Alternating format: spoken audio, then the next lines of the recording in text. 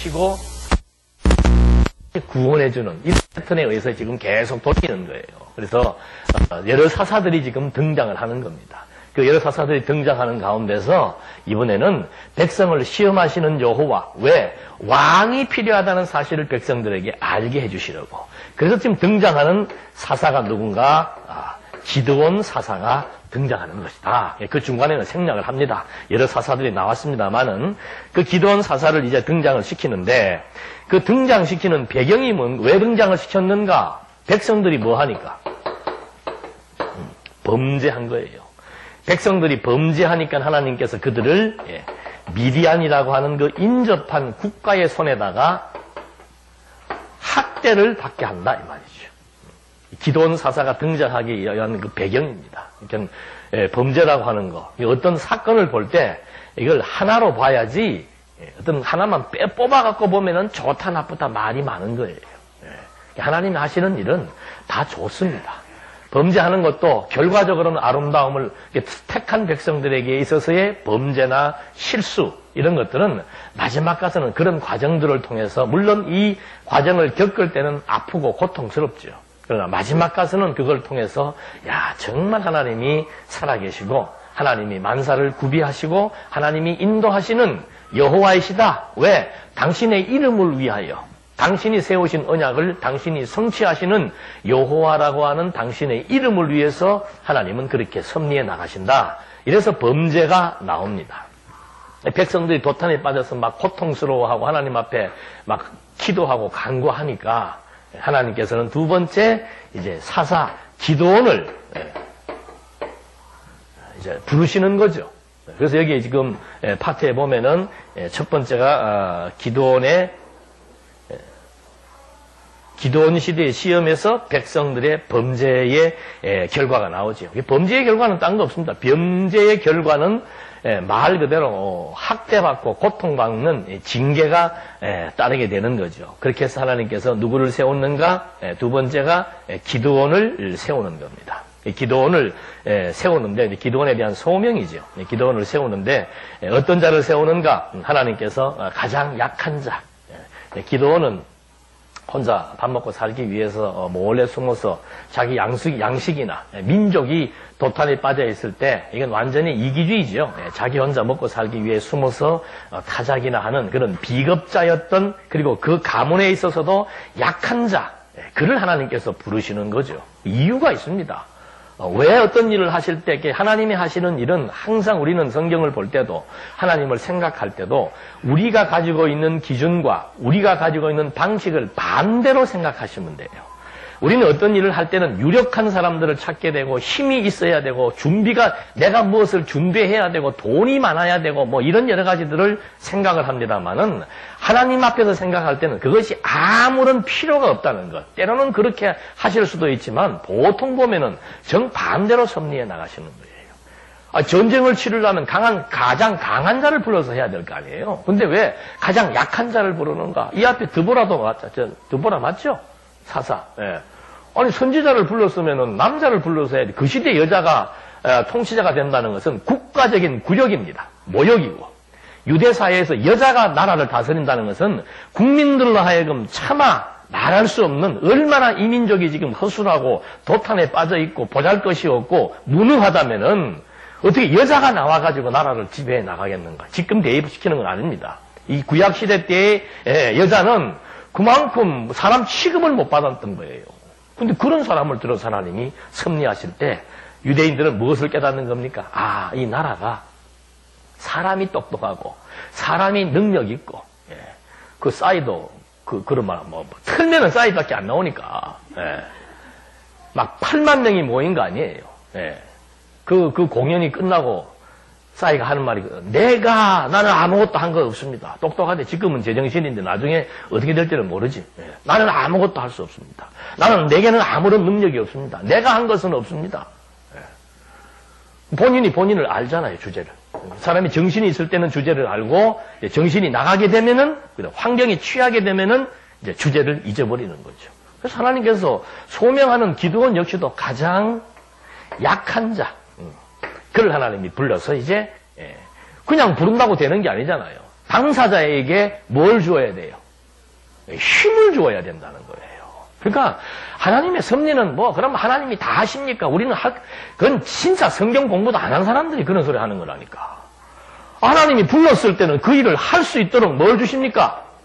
아니, 능력과 지혜가 필요하면 지혜를 주시고, 능력이 필요하면 능력을 주시고, 그게 은사 아니에요, 은사. 예. 걱정할 게 없다니까. 예. 자기가 하려고 하니까 그런 소리를 하는 것이지, 하나님이 하신다는 게 믿어지면은, 마른 막대기를 들어서도 섭리하시는 하나님인데, 우리가 볼 때 무능해 보이고, 우리가 볼 때 약해 보이고, 아이고, 저런 것이 뭘 하겠어? 하나님이 쓰시려고 그러면 쓰시는 거예요. 그래서 이 약한 기도원을 불러가지고 하나님께서 그에게 능력과 지혜를 주시기 위해서 표적을 보여주시는 거죠. 구약시대 때 이게 표적이에요. 표적이라고 하는 것은 하나님이 쓰시는 자에게 주시는 것이고, 하나님이 어떤 분이시니라고 하는, 하나님은 언약대로 자기가 하신 말씀을 반드시 실현하시는 존재라고 하는 것을 알게 할 때 표적을 주시는 것이죠. 그러니까 예수님이 왔을 때도 많은 사람들에게 예수님이 뭘 구한 겁니까? 표적을 구한 거예요. 당신이 정말 그리스도가 맞냐? 그게 왜 중요한가? 그 사람이 그리스도라면은 하나님은 그리스도를 보내시겠다고 언약하신 그 언약이 지금 그대로 실현되고 성취됨으로 말미암아 하나님은 진짜로 살아계신 정말로 여호와이시다.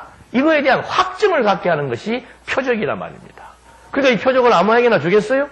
바리새인과 사두개인들이 와가지고 표적 좀 보자 그러니까 너희들한테는 표적 보여줄 필요도 없고 너희들은 내 말 알아들어서도 안 되고 반드시 자기 백성들에게만 표적을 통해서 능력과 지혜를 허락해 주시는 거죠. 지금 이 시대의 표적도 딴 거 없습니다. 이제는 표적이 어떤 사건으로 주어진 것뿐만이 아니고 완전히 66권으로 정말 확고한 진리 체계에 의해서 우리에게 표적을 확인시켜 준 것이죠.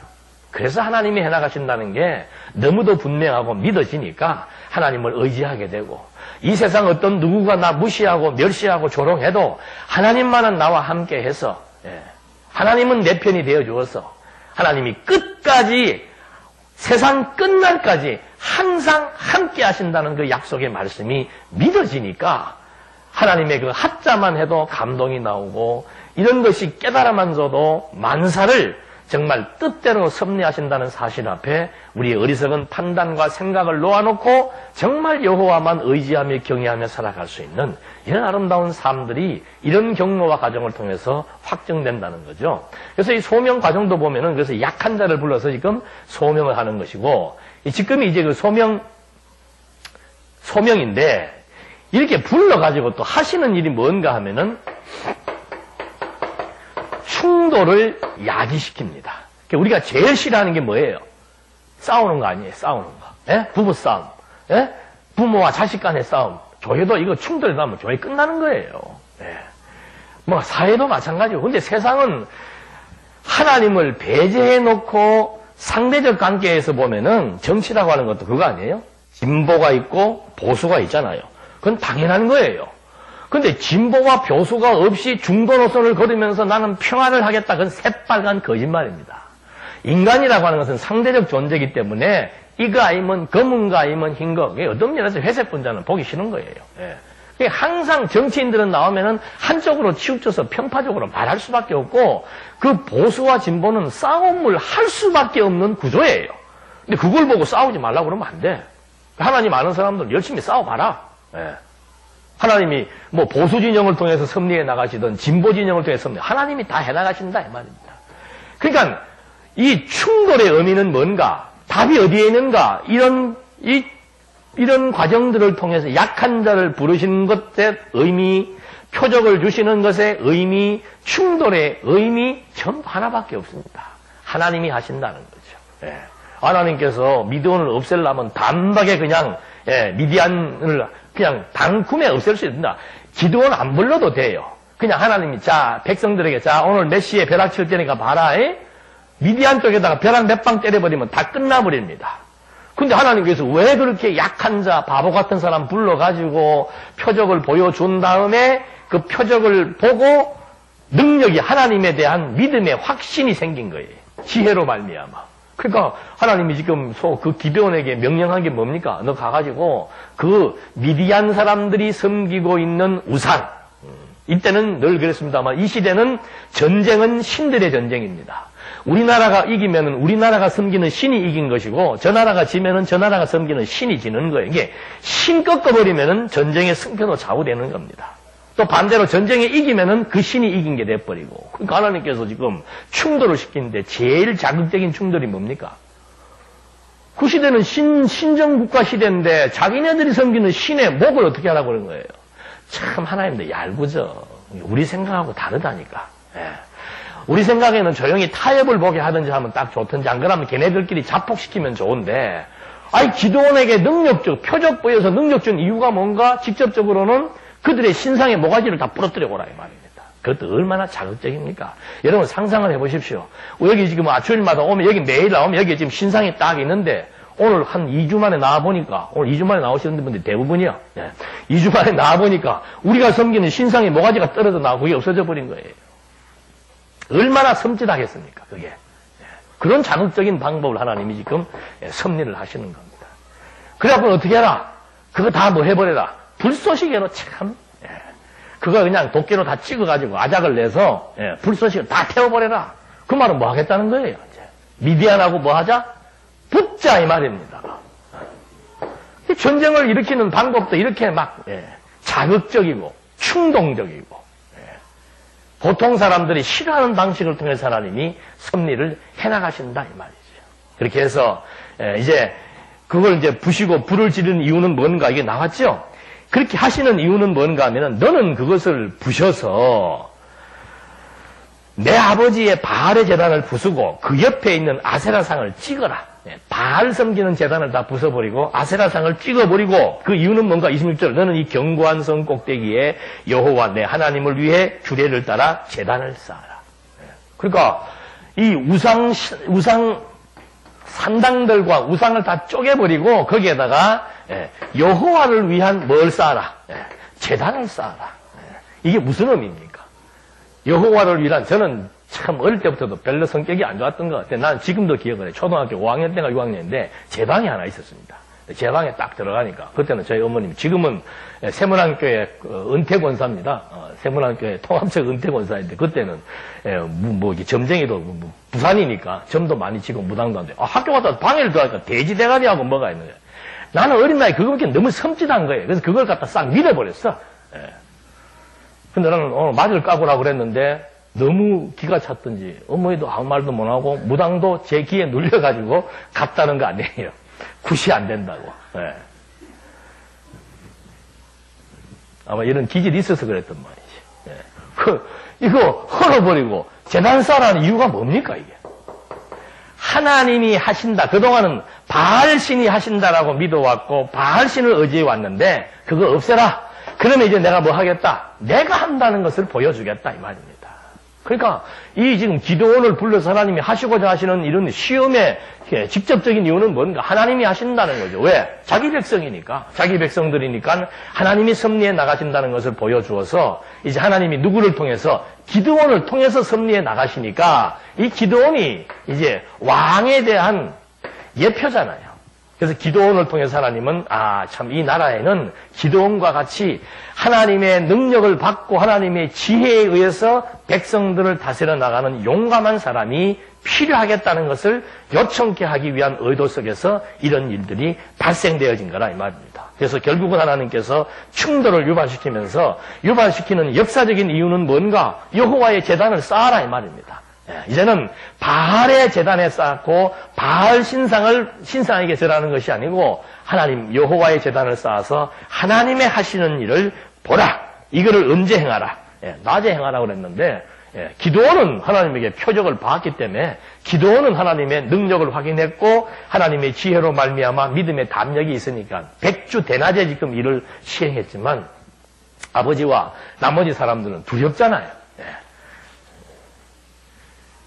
엊그저께도 한번 밥 먹고 소화시키러 저 산에 한번 올라갔어요. 되게 좋은 산 다리에다가 그냥 뭐 네모 반사한테 촛불 켜놓고 그냥 거기다가 무당들, 저는 그런 거 보면 참 이렇게 성격이 좀 짓궂나 봐. 거기 가서 한번 좀 무당들 절하는 옆에 가서 한번 서서 구경 좀 해볼까 하고 가려고 하다가 길이 험해가지고 안 내려갔는데, 그거 뭐 들어가기 전에 막 큰 종이로 뭐 사람 몸, 이 부정터로 들어주는 거죠. 털고 해가지고 거기 들어가서 촛불 켜놓고 빌고 그런 산당을 부신다는 거. 우리도 똑같습니다. 오늘 우리에게 산당이 있습니까? 없습니까? 우리 속에 지금 산당이, 내 속에 지금 바알 산당이 들어있고 아세라 목상이 지금 내 손에 자리 잡고 그게 뭔가? 그게 세속적 욕망에 의한 탐욕이지요. 그게 세속주의와 싸우는 거예요. 내 속에 이미 하나님을 배제해버리고 내 욕심대로, 내 생각대로, 내 고집대로, 내 능력으로 내가 무엇을 이루어야겠다. 그리고 이 세상의 가치를 부여하면서 내가 살아도 세속을 위해, 죽어도 세속을 위해, 먹는 것도 입는 것도 사는 것도 오직 여기만을 위해 살아야 되겠다. 그게 우리 속에 지금 자리 잡고 있는 그 바알 산당이란 말입니다. 여러분 그거 파괴되는 거 쉽지 않습니다. 실제로 보면 그것도 얼마나 두려운 일이에요. 쉬운 일이 아니에요. 여러분 진짜 가갖고 무당구다한 데가 돼지고기, 무당구다고 나면 돼지고기 잘라서 수육 먹어라. 그 쉬운 일 아닙니다. 그 기분 나쁘죠. 아이고 이거 기분 나빠서 먹으면 바로 체해버리는 거예요. 그러니까 이게 정말 포괄적으로 하나님이 어떤 분이신 줄 알고 이 정말 영원한 세계 속에서 지금 현재 내가 살아가는 이 세계, 이게 세계관이라고 그러잖아요. 내가 이 땅 위에 살아야 되는 이유와 이 피조 세계가 왜 필요한지를 정확히 아는 자라야 이것보다 영원한 것을 소망하게 되고 여기에 가치와 여기에 목을 매달고 살기보다는 정말 하나님의 영광을 추구하며 살아갈 수 있는 그런 선하고 아름다운 의의 길로 걸어갈 수 있는 믿음의 담력이 거기에서 발생하게 된다는 거죠. 그래서 이런 맥락 속에서 지금 이제 그렇게 하나님께서 기도원에게 명령을 해서 했는데 결국 이제 기도원은 이렇게 바알 산당을 다 이제 부시게 됩니다. 28절까지 했어요. 28절. 그 성읍 사람들이 아침 일찍 일어나 보니 바알의 제단이 허물어져 있고 곁에 섰던 아세라상은 찍혀 있었으며 새로 세운 제단 위에는 그 둘째 수소가 제물로 바쳐져 있었다. 그 이웃들이 서로 말하기를 누가 이런 짓을 하였느냐 하며 캠으로 조사하니 사람들이 요아스의 아들 기드온이 이 일을 하였다고 말하였다. 그 성읍 사람들이 요아스에게 말하기를 내 아들을 끌어내라. 그가 바알의 제단을 헐고 그 곁에 있던 아세라상을 찍었으니 반드시 죽어야 한다 하므로 요아스가 자기를 둘러선 모든 사람들에게 말하기를 너희가 바알을 위하여 싸우겠다는 것이냐 너희가 바알을 구원하겠다는 것이냐 바알을 위하여 싸우려는 사람은 이 아침에 죽임을 당할 것이다. 만약 바알이 신이라면 자기 제단이 헐렸으니 자신을 위하여 싸울 것이다 라고 하였다. 그날의 기드온을 여룹바알이라 불렀으니 이는 그가 바알의 제단을 헐었으므로 바알이 그와 싸우게 하라고 말하였기 때문이다.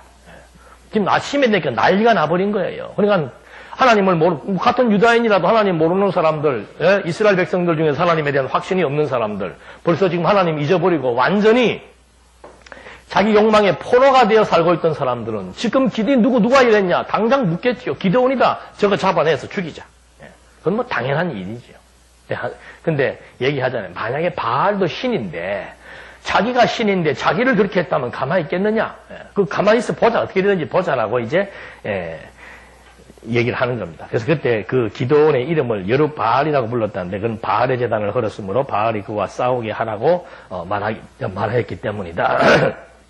결국 이제 이렇게 큰 소동이 벌어지게 됩니다. 그렇게 되니까 세 번째 진짜 기드온이 미디안과의 전쟁을 위해서 출전하게 되는 겁니다. 출전의 내용이 보니까 그때 미디안 사람과 아말렉 사람과 동방 사람들이 다 모여 요단을 건너서 이스라엘 골짜기에 진쳤다.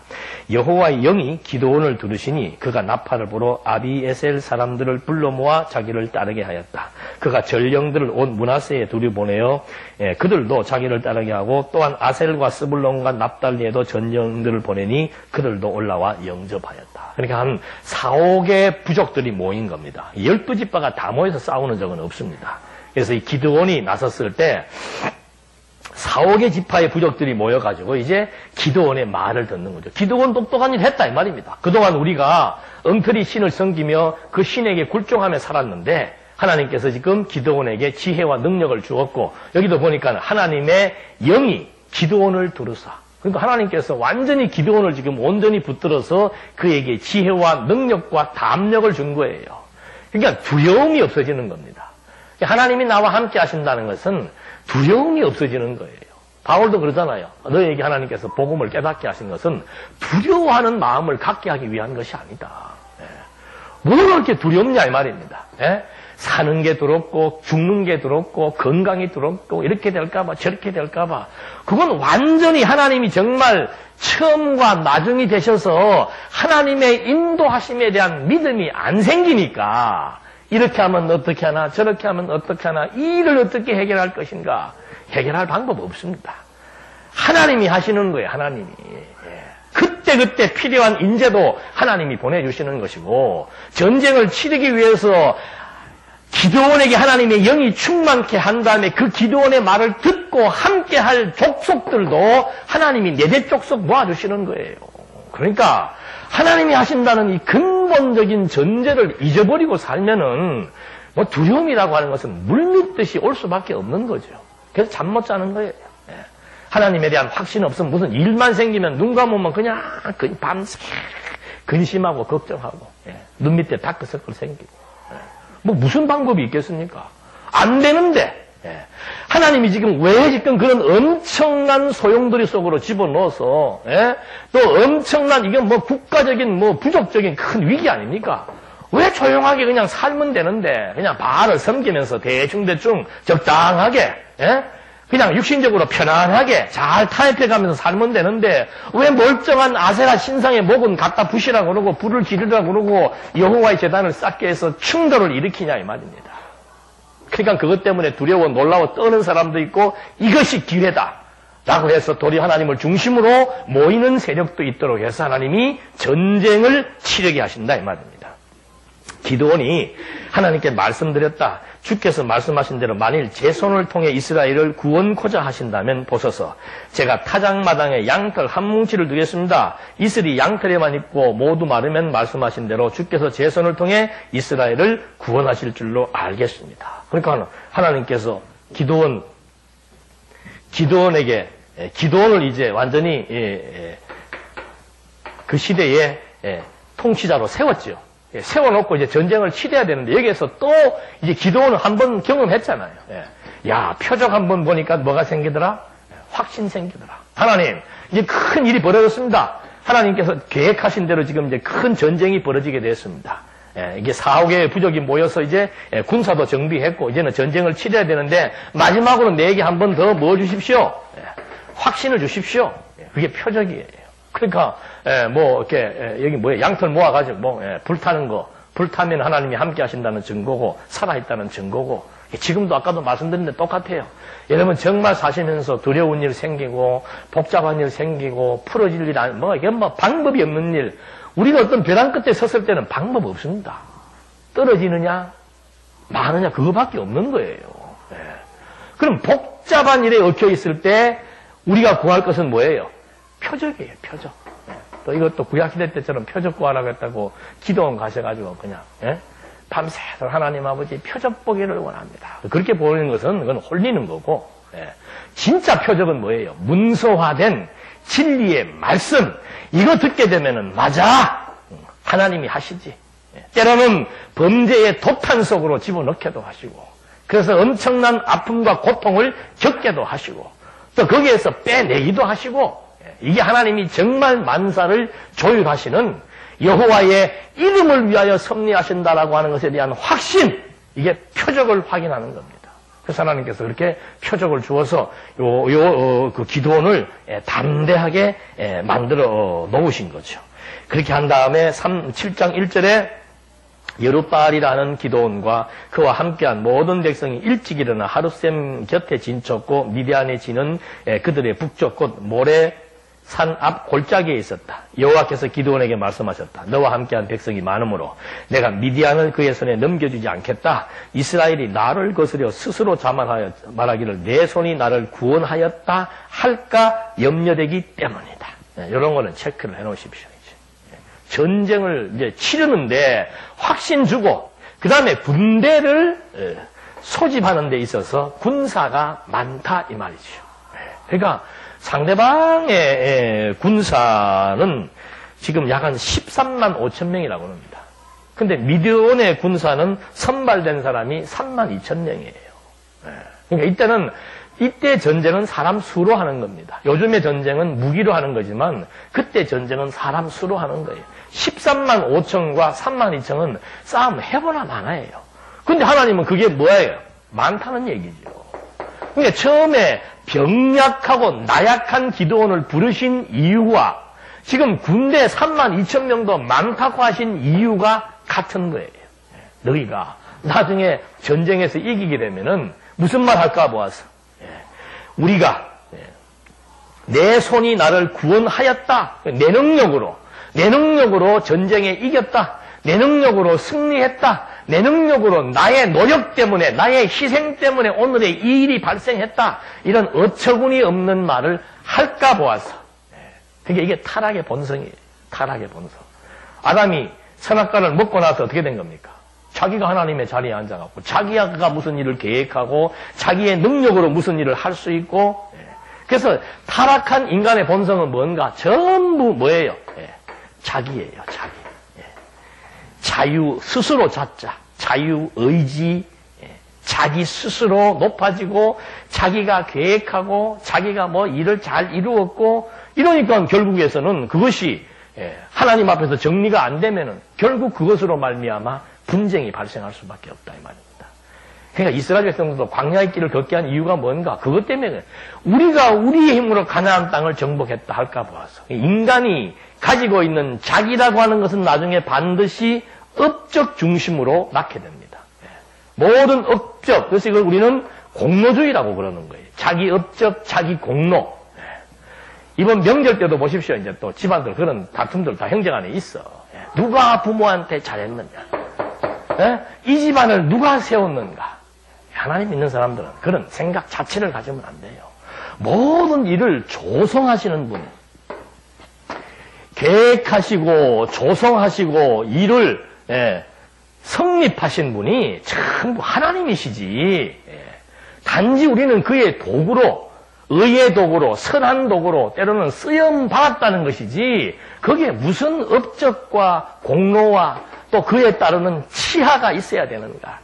이게 자기 자신을 병들게 하는 것이고 가정을 불란하게 만드는 것이고 국가를 망치는 거라 그 말입니다.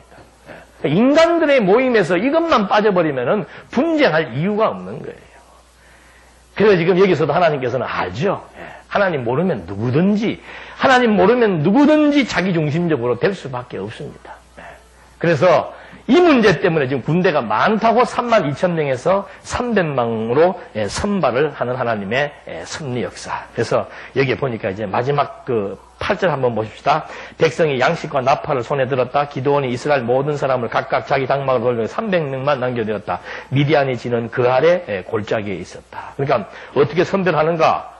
이제 막 군대에 모여오고 막 뛰어오니까 목마르잖아요. 물을 먹을 거 아니에요. 물 먹는 거 딱 보고. 처음에는 걱정 근심하는 사람들, 집안일 때문에 걱정 근심하는 사람들 돌려보내는 거죠. 똑같아요.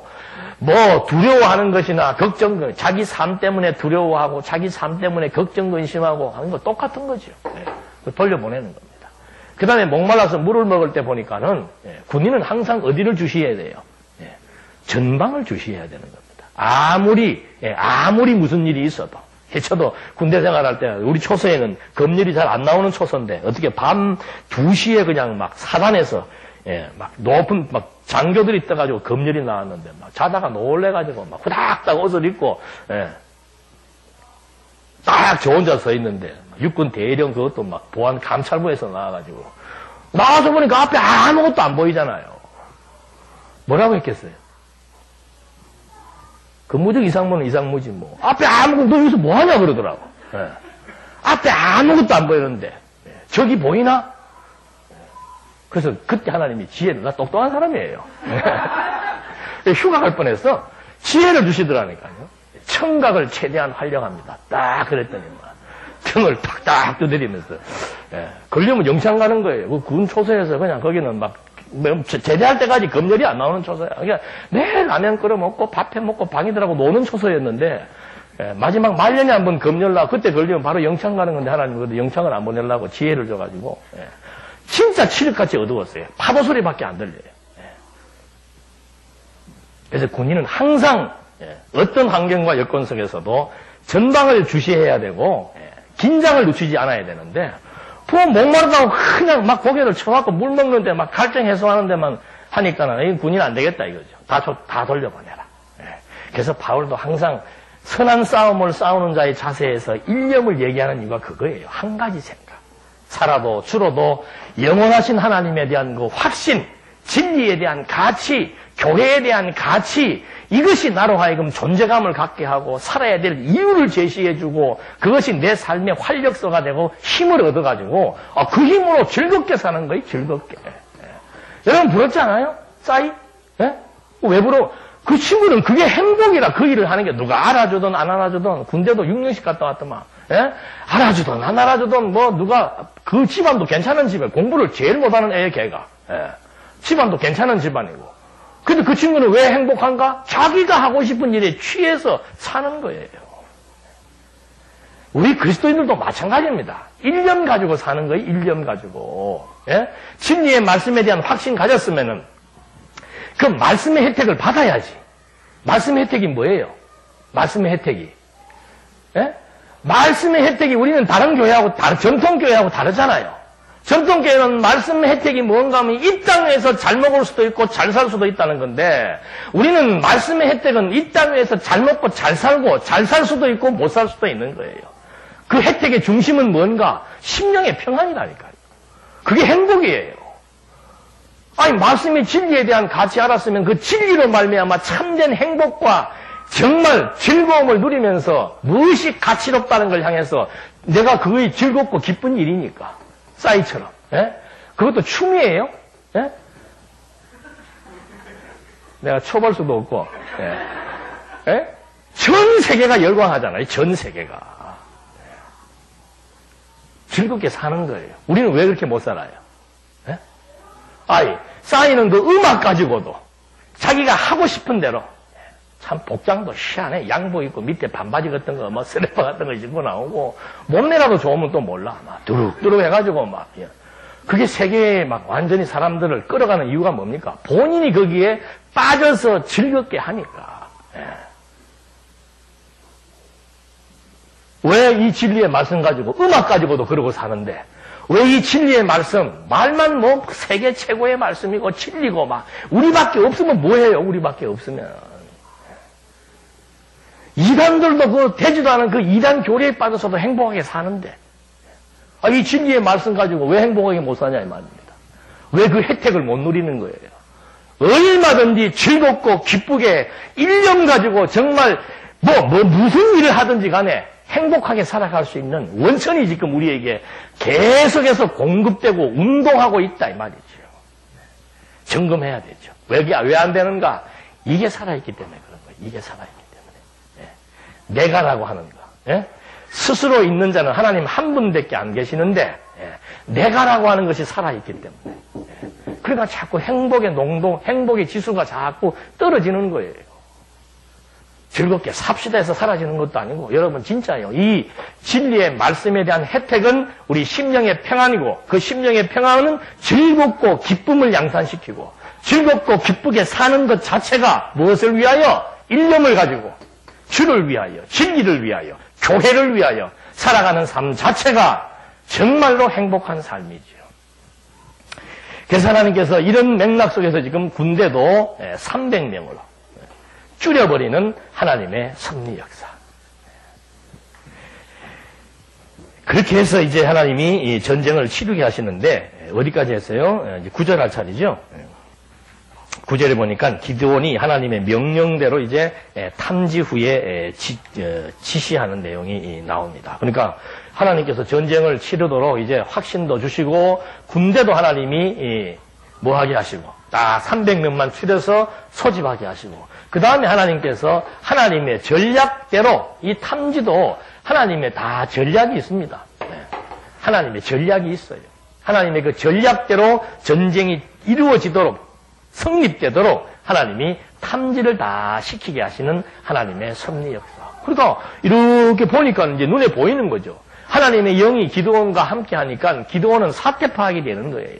하나님의 영을 중심으로 사태를 파악할 때는 승리 300명만 가지고도 이길 수 있다는 확신이 생기는 것이고, 자기의 능력을 기준으로 하고 봤을 때는 13만 5천 명하고 300명하고 어떻게 전쟁을 치를 수가 있느냐고 두려워 떨며 원망할 수밖에 없지만, 하나님의 능력을 중심으로 하나님의 영이 함께하니까 하나님의 지혜가 주어지니까는 담력이 발생할 수밖에 없다 이 말입니다. 그러니까 우리 신앙 진단은 간단합니다.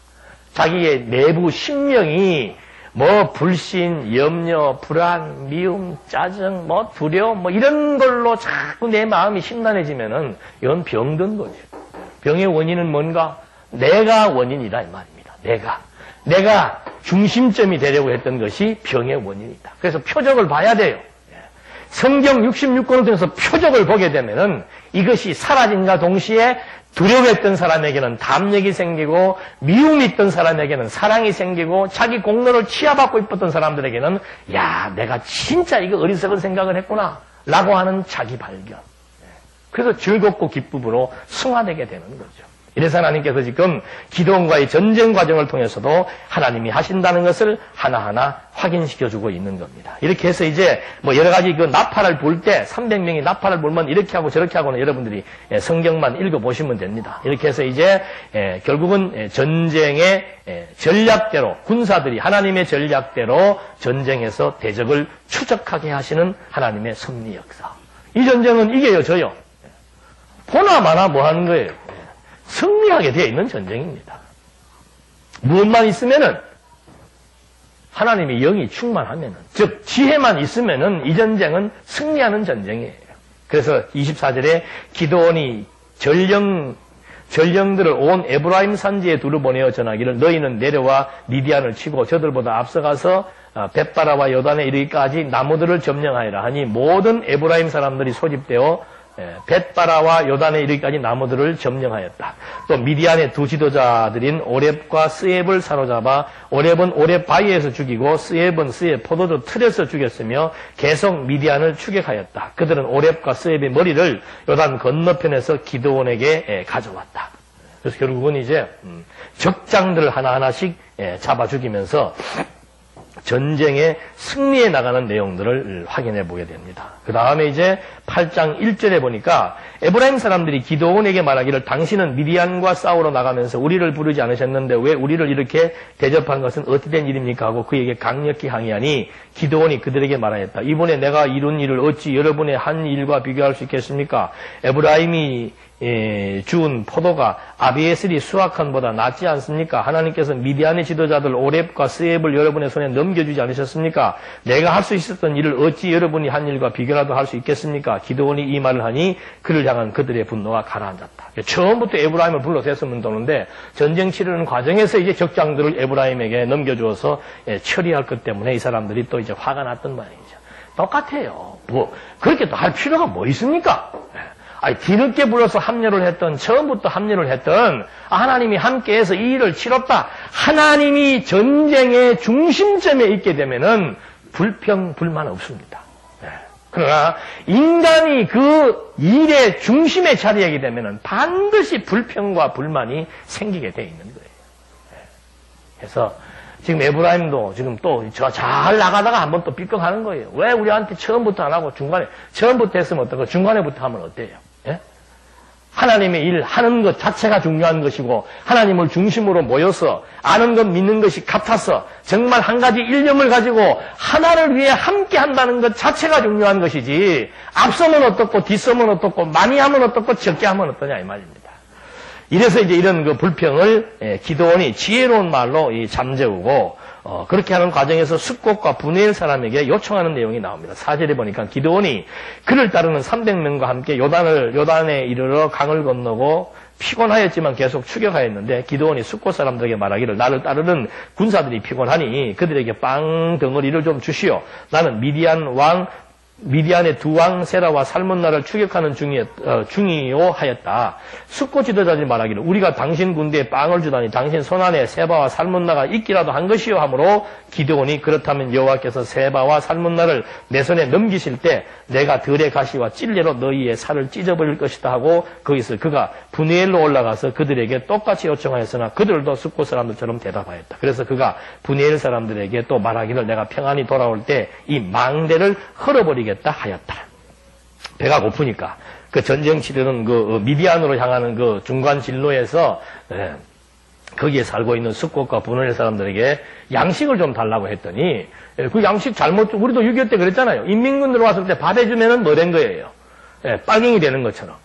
그게 두려운 거죠. 당신들이 진짜 그렇게 능력자라면, 능력 있는 국가라면 동조하겠지만은, 능력 없으면 우리 동조 안 하겠다. 라고 하면서, 지금 숙곳과 분해엘이 이 기드온의 요청을 거절해버리는 겁니다. 그러니까 나중에 우리가 승리하고 올 때 여기 있는 망대를 다 헐어버리겠다고 지금 장담을 하면서 결국은 이제 미디안의 두 왕 세바와 살문나를 죽이는 내용이 18절로부터 21절까지의 소개가 되지요. 그래서 한번 21절 보시겠습니다. 세바와 살문나가 말하기를 힘센 남자답게 당신이 일어나 우리를 치시오 하니 기드온이 일어나 세바와 살문나를 죽이고 그들의 낙타 목에 있는 초승달 장식을 취하였다. 그러니까 힘없는 남자였는데 하나님의 영이 함께 하니까 무슨 남자가 된 거예요? 힘센 남자가 된 거예요. 이 힘이라고 하는 것은 물리적인 게 아니죠. 정말 정신이에요. 정신. 정신력. 우리의 사상과 정신. 하나님, 이 정말 만유를 주관하시는 하나님이 하신다는 것에 대한 확신. 그 신사상으로 무장해서 사는 사람들은 세상에 두려울 게 없는 거예요. 뭐가 무서워요? 지금 뭐 나를 뭐 어떻게 헤아려고 하는 사람의 이 치열, 직장생활 치열하잖아요. 장사도 치열하고, 주변에 보면은 엊그저께도 보니까 무슨 게장직 때문에 게장 장사가 두 군데 있다가 한쪽 게장 장사가 손님들 빼내갔다고 도끼로 때렸다나 어떻게 했다나 그런 짓을 할 필요가 없다니까. 하나님이 하신다는 것이 딱 믿어지면은, 그래, 우리 집에 올 손님 정해져 있고, 너 집에 갈 손님 정해져 있다는 거 믿어져요, 안 믿어져요? 그건 여러분하고 직접적인 관련해서 믿어집니까? 직장도 마찬가지예요. 하나님이 나를 이번에 승진하기로 작정했으면 승진시킬 거고, 아무리 반대하는 사람이 많고 모함하는 사람이 많고. 저는 요새 좀 이렇게 평가를 제대로 받더라니까. 지방에 다녀보니까. 그전에는 어떻게 동료 목사들 중에서 나를 시샘하고 미워하는 친구들이 많아가지고 온데 자기네 교인들뿐만 아니고 그냥 내가 그렇게 대단한 존재인지는 모르지만 하여튼 그렇게 안 좋게 얘기를 해가지고 선입견들을 다 가지고 있더라고. 그거 제가 알았지. 아이고, 하고 싶으면 해라. 하고 싶으면 해라. 그걸 어떻게 말리겠어요? 그 사람이 입을 내가 바늘로 꼬매겠어요? 쫓아다니면서 말을 못하게 하겠어요? 그냥 말하려고 하는 사람을 말하지 말라 그런다고 되는 것도 아니에요. 하고 싶은 대로 하라, 말이야. 하고 싶은 대로. 뭐가 믿어지니까? 하나님께서 쓰시겠으면 쓰시고, 말겠으면 말고, 하나님이 높이실 때가 되면 높이고, 낮추실 때가 되면 낮추고, 하나님이 높이고, 하나님이 낮추고 하는 것이지, 그건 무슨 인간 생각대로 되는 것이 아니라고 믿어졌기 때문에 하고 싶은 대로 다 해라. 하고 싶은 대로. 나를 두고. 직장도 마찬가지예요. 얼마나 직장 관계라고 하는 거 이것이 서로 적대 관계입니까? 우리 살아가는 삶 자체가 적대 관계이고 힘 있으면 붙었다가 힘 없으면 죽이려 하고 서로 상대를 죽여야 사는 세상 아니에요. 이런 하나님이 함께 하신다는 것이 믿어지면은 상대방이 볼 때, 저 친구 건드리면 안 된다. 왜? 저거는 보통 사람이 가지고 있는 생각을 갖고 있지 않아요. 아무리 해하려고 해도 두려워하지 않고, 누가 무슨 모함을 해도 끄떡도 하지 않고, 그러니까 도로 상대방이 두려워 떠는 거죠. 그래서 나중에 적장들이 그래요. 적장들이 힘 있는 자요, 힘센 자요. 스스로 알잖아요. 과거에는 약한 자였지만은 지금은 힘센 자다. 그래서 하나님께서 우리를 부르실 때도 약한 자, 무능한 자, 보잘것없는 자를 교회의 멤버로 부르신 이유가 뭔가? 하나님의 힘셈을 우리를 통해서 지금 증거해 주시는 거죠. 자, 여러분, 저도 전문 지식은 없습니다만은, 지난번에 우리 축구할 때 영국이 축구의 종주국 아니에요. 종주국의 심장부에서 대한민국의 청소년들이 영국의 자존심을 꺾어버린 거 아니에요? 그 미국의 빌보드 차트라고 하는 것은 그건 동양인들은 들어갈 수도 없습니다, 거기에. 근데 지금 뭐 1, 2를 육박하면서 전 세계에 지금 막, 말춤이 막 온 세계를 지금 휩쓸어 나가잖아요. 그 뭐예요? 문화를 갖고 세계를 정복하는. 정복이라고 하는 것은 힘으로 하는 것도 있지만 지금은 이 군사력보다 더 무서운 것이 문화예요, 문화. 문화에 의한 정복, 음악, 예술, 뭐 그림, 뭐 음식, 뭐 드라마, 모든 것에 지금 하나님께서 지금 가장 취약한 나라, 대한민국은요, 여러분 지도 한번 보십시오. 중국이 그걸 왜 못 먹어요? 그거 불가능한 거 아니에요? 그거 불가사의한 거 아니에요? 이 중국의 거대한 땅덩어리에 이렇게 지금 하나요. 이거 너무 커. 중국의 입장에서 보면 한국은 무슨 성에 불과한 거예요. 근데 왜 중국이 이걸 자기네 나라로 못 가져가요? 과거 5,000년 우리나라 역사를 보면 계속해서 중국이 이걸 침공하고 러시아, 중국, 일본, 요거 잡아먹으려고 그렇게 몇천 년 동안 했는데도 죽어요, 안 죽어요? 근데 풍수학자들은 반대로 얘기를 하더만. 난 그 풍수학자 마음에 드는데. 요 대가리가, 요건 여기에서 볼 때는 꼬리지요. 물을 중심으로 보면 이게 머리예요, 머리. 물이 세계에 얼마나 많아요. 그게 물의 비율이 7이고 머리의 비율이 3인 나라가 세계에서 대한민국 하나밖에 없답니다. 이 7대3의 비율이 난 뭔지 모르겠는데 하여튼 그 사람들이 풍수도 보는 게 있나 봐요. 7대3의 비율의 나라는 전 세계에서 대한민국 하나밖에 없대요. 전 세계의 모든 기운이 어디에 지금 있는가. 그래서 이 대한민국에 있다고. 아, 네가 보기는 보는구나. 왜 이거 하나 정복 못하냐 이 말입니다. 중국의 그 막강한 군사력이 왜 대한민국을 정복, 지금도 그것도 반토막 나 있잖아요. 상상을 초월하는 얘기예요.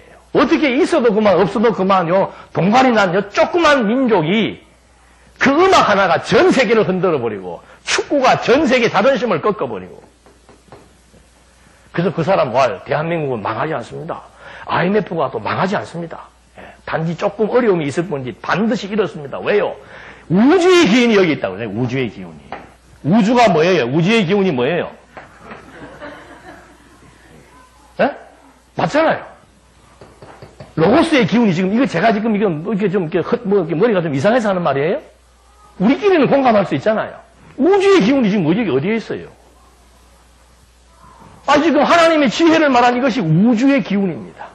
약한 기드온에게 하나님의 지혜가 주니까 힘센 자가 된 것처럼 가장 보잘것없는 이 대한민국이 왜 세계 만방에 지금 자꾸 이름이 떨쳐지는가? 그 기운이 있어서 그런 거예요. 기운이. 무슨 기운이? 말씀의 기운이. 말씀의 기가 여기에 지금 여기를 중심으로 해서 지금 이거 지금 다 침공해야 될 거 아니에요. 이 대륙을.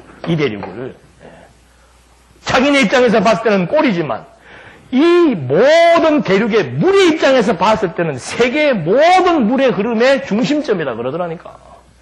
물에서 머리가 올라와갖고 지금 이걸 치받고 있대.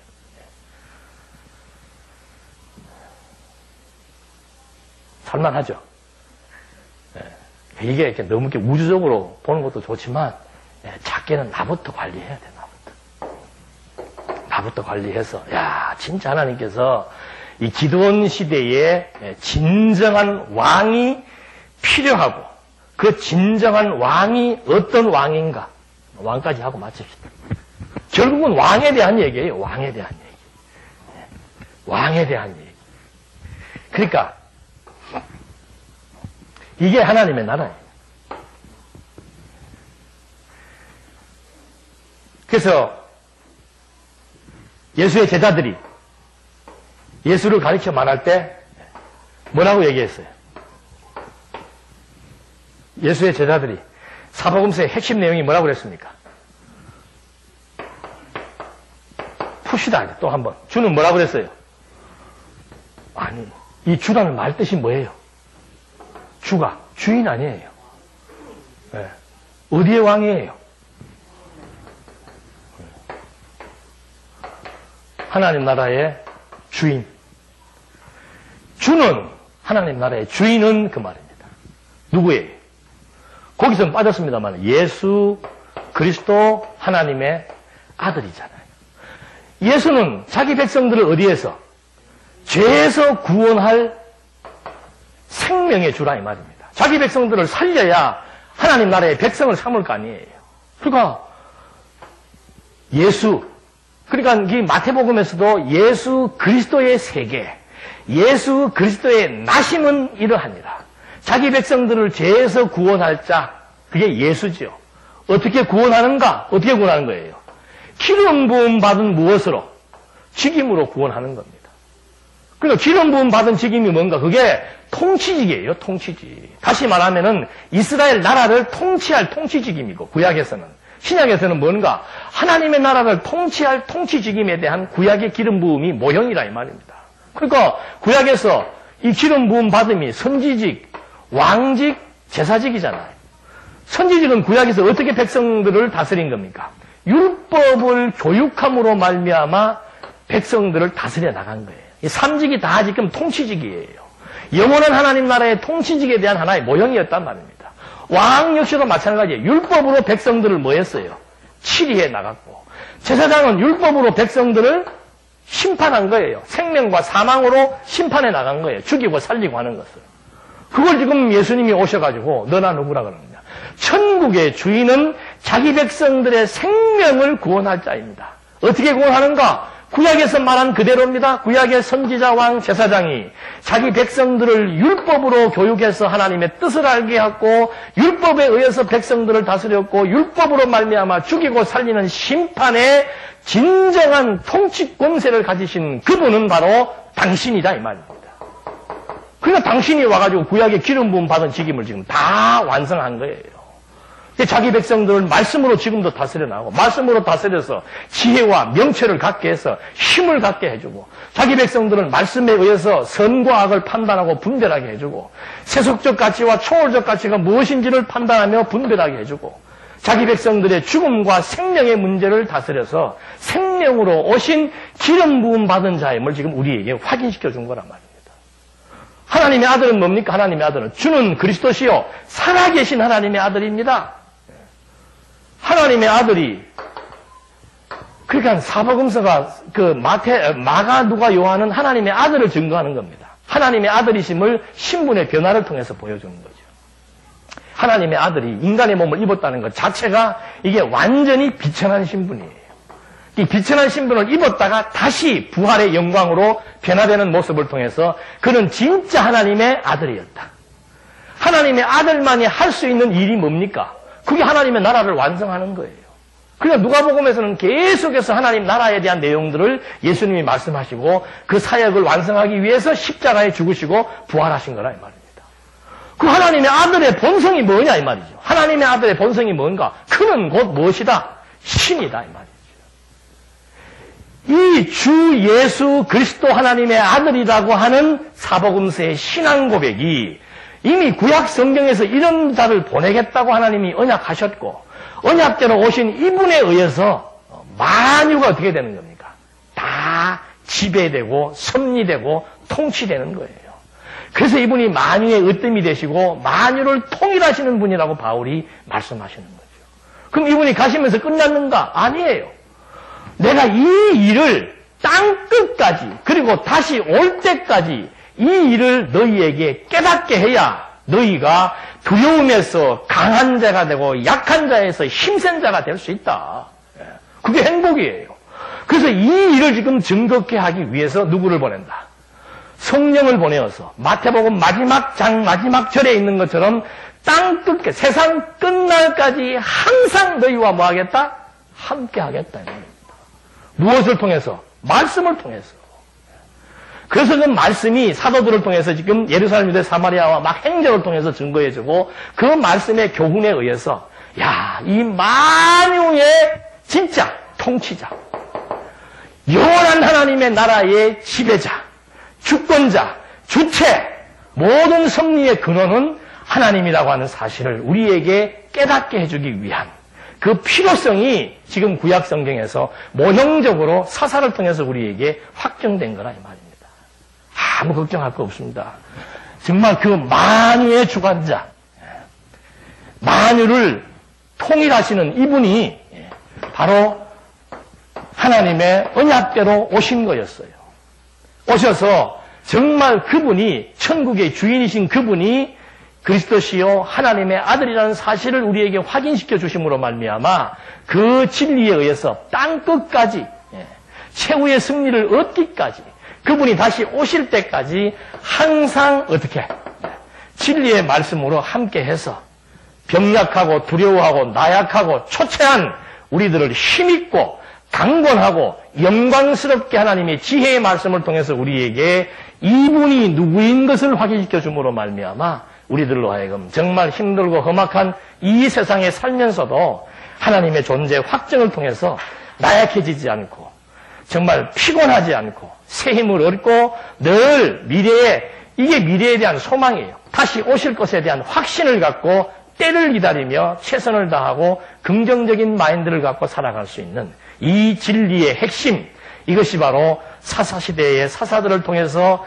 만유의 주가 되실 그리스도를 예언한 것이고 그 예언대로 그리스도가 오셔서 지금도 우주와 만물을 지배하고 다스려 나가신다라고 하는 절대적인 사실 관계를 우리가 지금 확인해 보면서 이분을 힘입어 우리는 살고 있다는 것.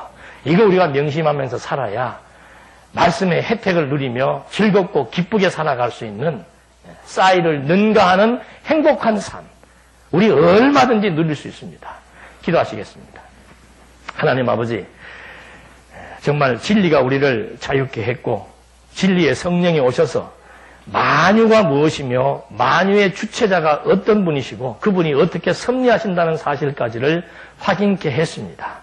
이제 하나님의 이 진리의 말씀을 통해서 우리의 심령에 어떤 두려움도 어두움도 어떤 아픔도 사라지게 해주셔서 정말 힘없던 자를 힘센 자로 이름 부르게 된 것처럼 두려워했던 자에게 아무런 두려움이 없이 담대함으로 살아갈 수 있었던 지혜와 능력이 오늘 이 진리의 말씀을 통해서 우리 모두에게 각인되게 해주셔서 우리에게 주어진 삶의 의미가 무엇인지를 알고 한 가지 일을 위해서 일념을 갖고 살아갈 수 있도록 인도해 주시옵소서. 예수님의 이름으로 기도드립니다. 아멘.